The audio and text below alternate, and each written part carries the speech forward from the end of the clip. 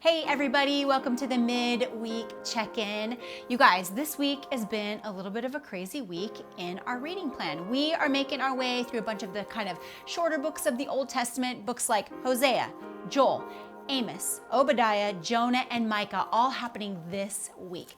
But I'll tell you what, you guys, my very favorite book of that short little list, it's actually a little bit of a long list. When we get into it, it feels pretty long, but my favorite book in there is the book of Joel, and here is why. It's out of Joel 2, 12 and 13. Yet, even now, declares the Lord, return to me with all your heart, with fasting, with weeping, and with mourning, and rend your hearts and not your garments. Return to the Lord your God, for he is gracious and merciful, slow to anger, and abounding in steadfast love, and he relents over disaster. If you're not familiar with the book of Joel, it starts out with a lot of turmoil. There's a lot of stuff going on. Destruction, disaster, people are suffering.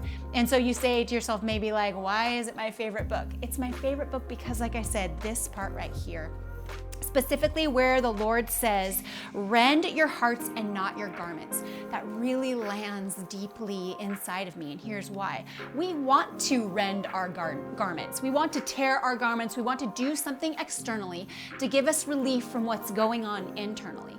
But the Lord reminds us here that actually, if we go centered, rend our hearts, so essentially we allow them to be circumcised or almost torn, surrendered to him, he will meet us in our despair, he'll meet us in our suffering, and he is the one who gives ultimate relief no matter what is going on.